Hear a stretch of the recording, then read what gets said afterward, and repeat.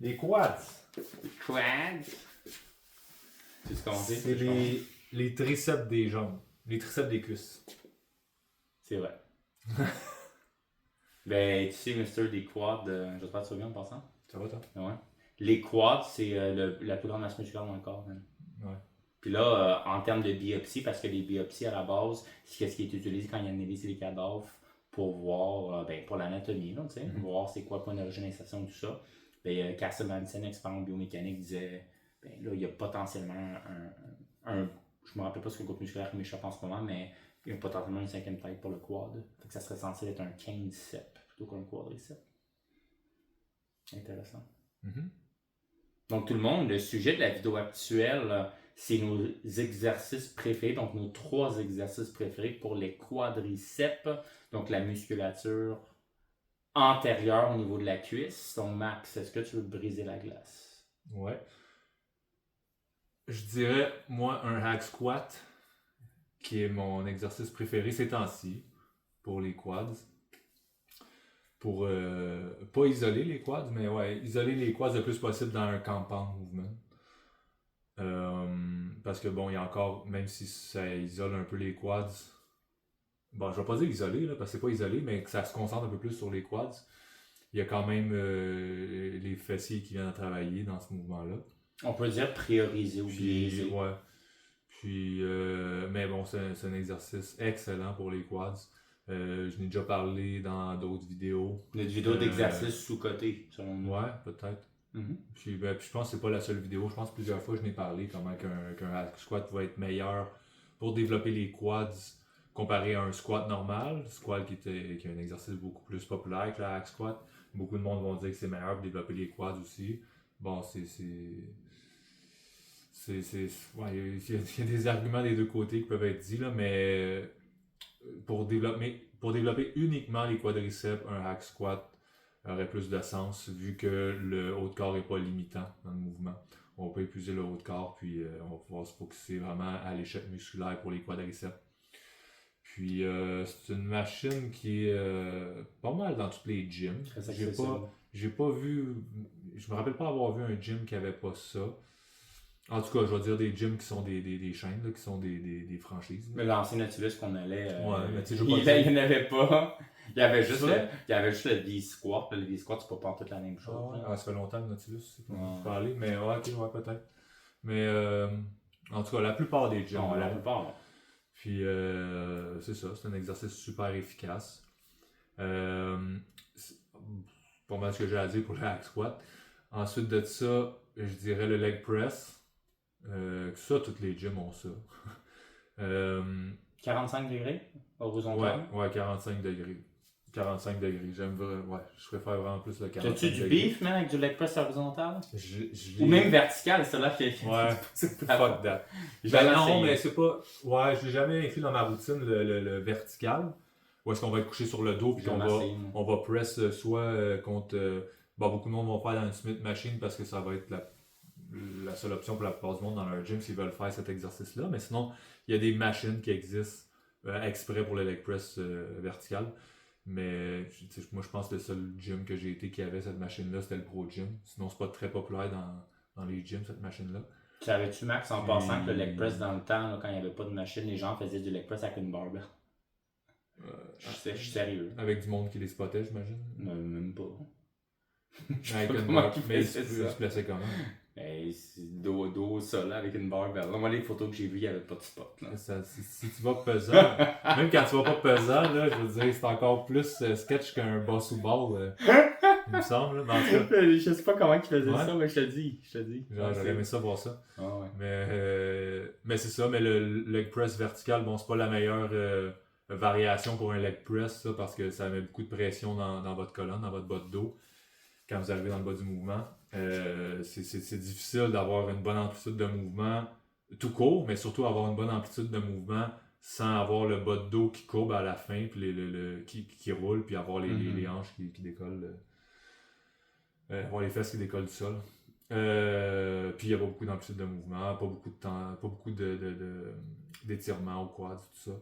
Contrairement à celui à 45 degrés qui est beaucoup plus populaire, qu'on retrouve dans tous les gyms.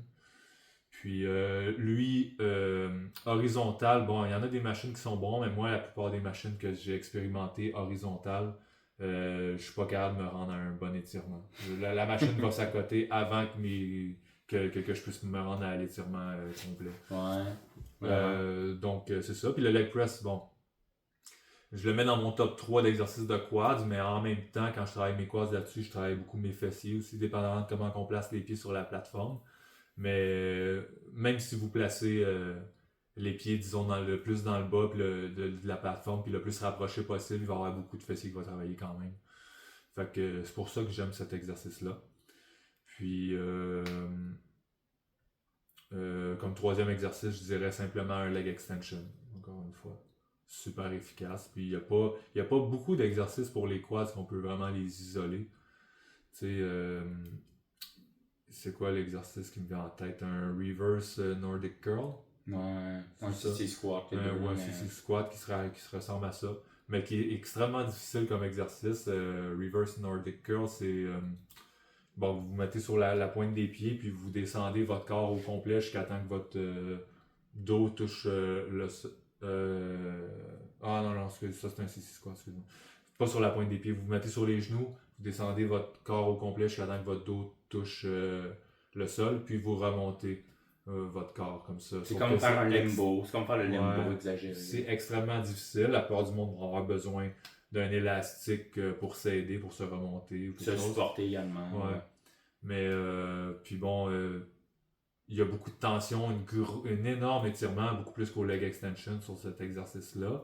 Mais, rapidement, quand on monte notre corps, on vient rapidement à peu avoir de tension dans les quads. Fait que c'est pas super. Ben, moi, personnellement, je trouve pas ça super comme exercice. Mais bon. Très sollicitant sur les genoux en passant. Ouais. Surtout pour les clients qu'on dit tout le temps qu'on fait affaire. La plupart ont des problèmes de genoux. C'est vraiment pas un bon choix pour la plupart des personnes. Puis entre nous deux, qui convoite des bonnes jambes, des bonnes shapes qui en font? J'en vois pas. Personne. Personnellement, personne. Je pense que rapidement, il me vient une personne en tête qui est une vedette sur YouTube, là, qui preach par ça. Mais je crois que c'est une question de business pour lui aussi, de promouvoir un nouvel exercice que personne ne promouvoit.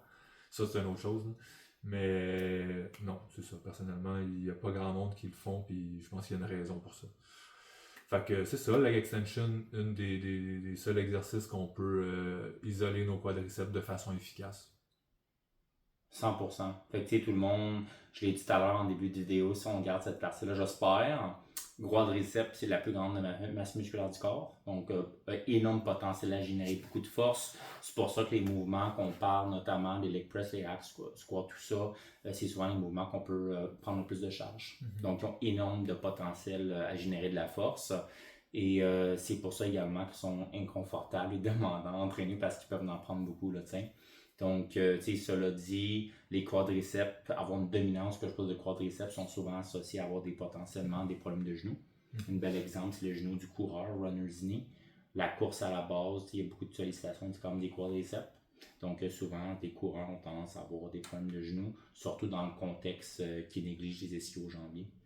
Donc, ça, c'est quelque chose de très commun. Fait que souvent, qu'est-ce que les physios vont prescrire après les problèmes de genoux? C'est des mouvements de pompe et des variations de l'écolaire avec un élastique pour renforcer les ischios. Hein, mais cela dit, moi, pour mon top 3 exercices, ben, on a dit, il n'y a pas vraiment de secret. Les quadriceps, encore une fois, ben, c'est ça, les deux fonctions, c'est quoi? On a l'extension du genou et on a la flexion de la hanche. Donc, au niveau de nos quadriceps, on a le vas médial, le teardrop, la petite goutte. On a le vas latéral sur le côté. On a le vas intermédiaire.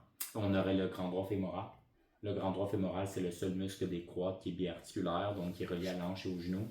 Donc, d'où l'utilisation d'un leg extension. C'est pour ça qu'on fait le leg extension.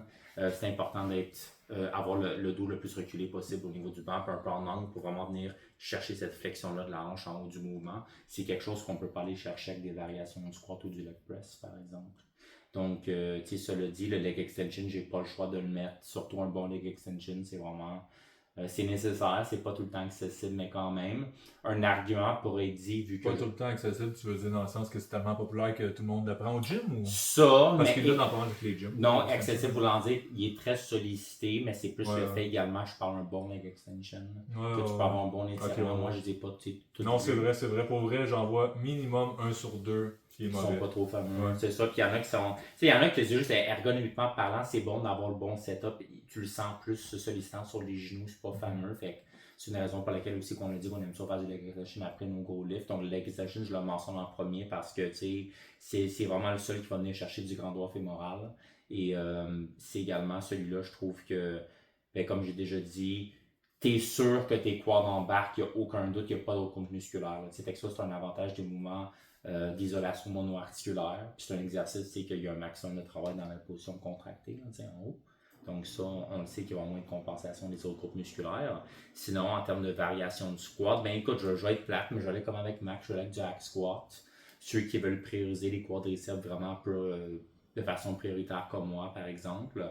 Et Max, bon, je me permets de le dire, ben, avoir les pieds en bas de la plateforme, les talons risquent de décoller un petit peu plus parce que T'hésitais-tu à dire mon nom ou... non, j'hésitais parce que j'allais dire c'était ton objectif, toi, avec, c'est si tu fais du ok. accro, tu le fais pour tes quads. Je sais que je pense que peut-être tu priorises un petit peu plus tes fessiers que moi, là, je pense. Si je me Que toi, trompe oui. pas. Mais tu sais, comparé à mes quads, ouais, Ouais. pas, presque égal. Peut-être un C'est peu plus ça. les quads. C'est ça, c'est pour ça que j'ai hésité. Ouais. Je vais respecter ton objectif. Mais cela dit, donc c'est ça, donc un hack squat, pied plus bas possible sur la plateforme. Pas trop que les talons décollent, parce que c'est quelque chose qu'on se parle tout le temps. Si les talons décollent beaucoup trop, ça veut juste dire que pour ce setup-là, il vous manque de l'amplitude au niveau de vos fléchisseurs dorsales, donc les dorsiflexeurs ici. Donc ça fait en sorte souvent qu'il va y avoir beaucoup de compensation, vous êtes sur le bout des orteils. Ouais. Mais si la surface de contact est beaucoup trop petite, ça va être plus difficile de générer de la force. Puis ça, on commence à perdre un aspect important du hack squat qu'on aime, qui est la stabilité, parce que la surface de contact est importante. Fait que oui, on va avoir plus de quadriceps, mais on va être un peu moins stable. On risque d'avoir plus de compensation. Et en plus, ça risque d'être plus sollicitaire sur les genoux. Fait que je pense que le setup idéal, c'est correct que les talons décollent un petit peu, mais pas trop. Puis juste à la fin de l'amplitude. Pour ceux qui les genoux ne le tolèrent pas, vous pouvez quand même le faire, mais faites juste monter vos pieds plus haut sur la plateforme. Pas attenter avec les pieds au niveau de la rotation interne-externe. Prenez un setup qui est confortable pour vos genoux, puis surchargez avec ça. Nombre de reps, on aime bien ça, du 6 à 10 à peu près même chose, parce qu'au-dessus de 10, ça commence à être vraiment, vraiment cardio. Puis notre priorité, c'est pas de travailler notre cardio sur les hack squats, mais c'est nos quads, tiens. Puis je voulais juste mentionner rapidement qu'il y a plusieurs hack squats aussi qui ont la possibilité d'ajuster la plateforme dans le bas aussi. Donc de la mettre plus penchée à l'opposé de vous. Donc c'est ça, pour répliquer, mettons, le fait que quelqu'un qui voudrait faire du hack squat sur le bout de ses orteils, mettons, pour prioriser les quads encore plus, mais peut-être avoir pas autant de pression dans les genoux, fait que ça peut aider. Vous auriez votre pied à côté complètement contre la plateforme, mais vos chevilles seraient un peu plus comme ça quand même. 100%, puis Max, c'est quelque chose qu'on se parle tout le temps, tu es encore un peu grand fan que moi que les warm-up, mais les hack squats, c'est un exercice que j'ai tendance à faire au moins un 7 ou 2 plus de warm-up que les autres. Parce qu'on dit les genoux nécessitent beaucoup de mobilisation et d'échauffement. C'est important de bien lubrifier les genoux pour que ça file bien. Donc j'aime beaucoup sur le hack squat, surtout si c'est votre premier exercice. Puis finalement, pour le leg press, même chose. J'ai jamais assez un leg press vertical, mais un leg press horizontal, même chose. Si tu fais une belle amplitude, moi d'expérience sur le que j'ai essayé, tu vas te placer comme en position de fœtale, là, comme un fœtus littéralement. Tu es tout cambré comme ça. Puis ça peut être comme sollicitant, vraiment pour chez ton bas dos juste te placer. Puis la position initiale, c'est ultra difficile dans la position juste pour te partir, puis c'est comme moins intéressant quand ta jambe est plus étendue, fait que j'aime pas trop ça.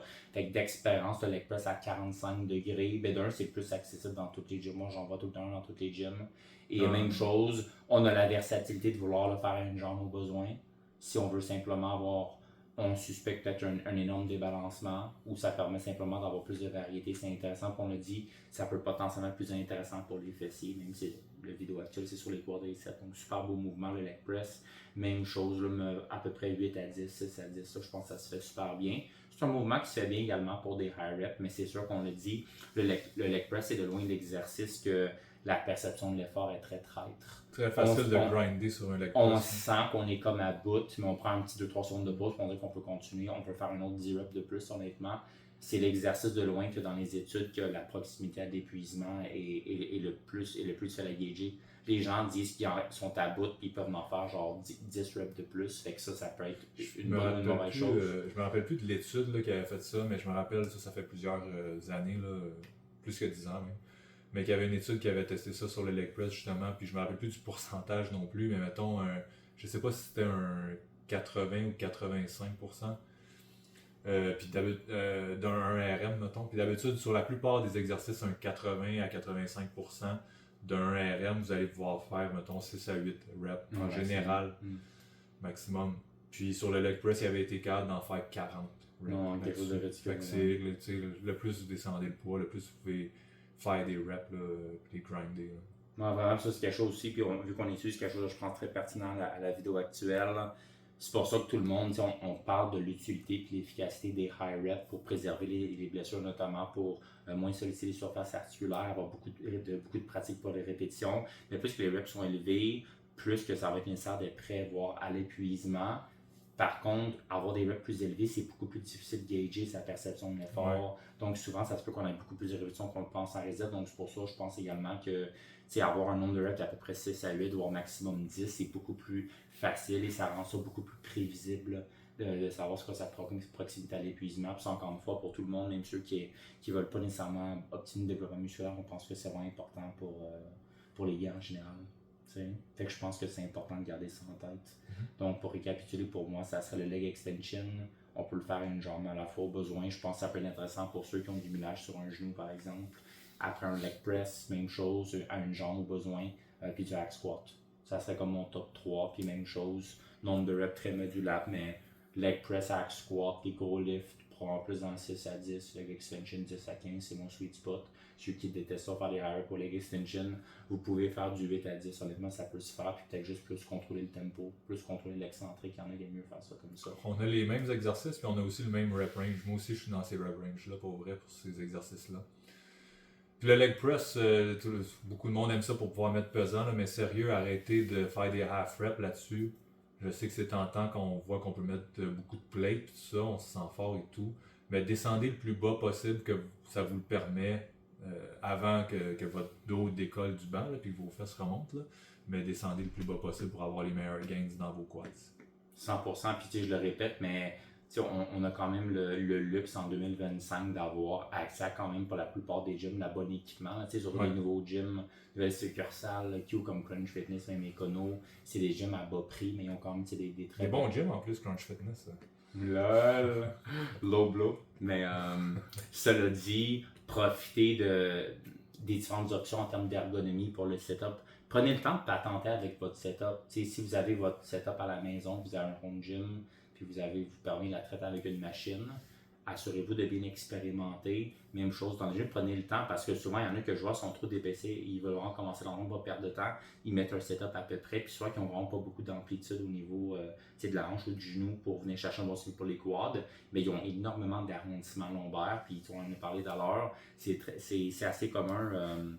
Des personnes notamment qui sont un petit bord le dos, qui ont une blessure de dos à cause de l'arrondissement lombaire en bas du mouvement. C'est comme un butt wink, c'est exagéré. Donc il faut vraiment faire attention à ça. Puis même chose, les gens hack squat moins, mais le leg press surtout, ils ont un attachement émotionnel avec la charge. Donc ils ont tendance à éco-lifter beaucoup. Puis moi je l'ai déjà dit, même moi, là, quand on s'est rendu autant les débuts, j'ai jamais été un ego lifter, j'ai jamais chargé trop lourd.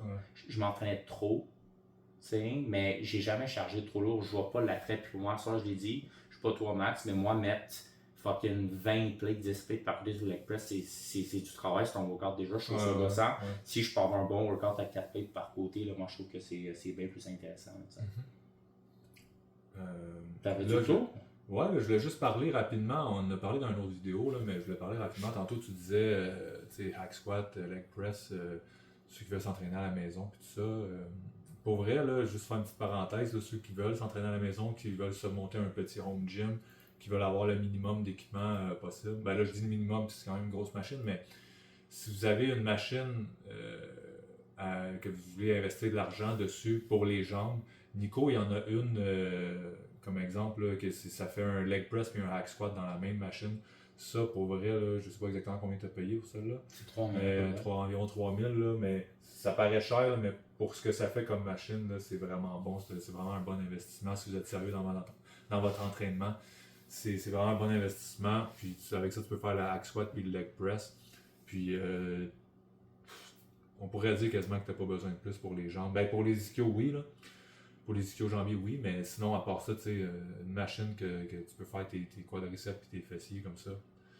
Moi, c'est ça serait la machine que je conseillerais d'avoir, je pense, en premier chez eux si tu veux être servi dans l'entraînement. Ouais. On peut chercher des fesses Pour le avec bas ça, du les corps, variations ouais. leg press, on a dit. Et Tout le haut du on corps. peut chercher des mollets également. Ouais, exact. Tout le haut du corps, t'as pas besoin tant que ça de machine. Tu sais, t'as plein d'exercices qui se fait avec les barbells, les dumbbells, puis des bancs inclinables, tout ça.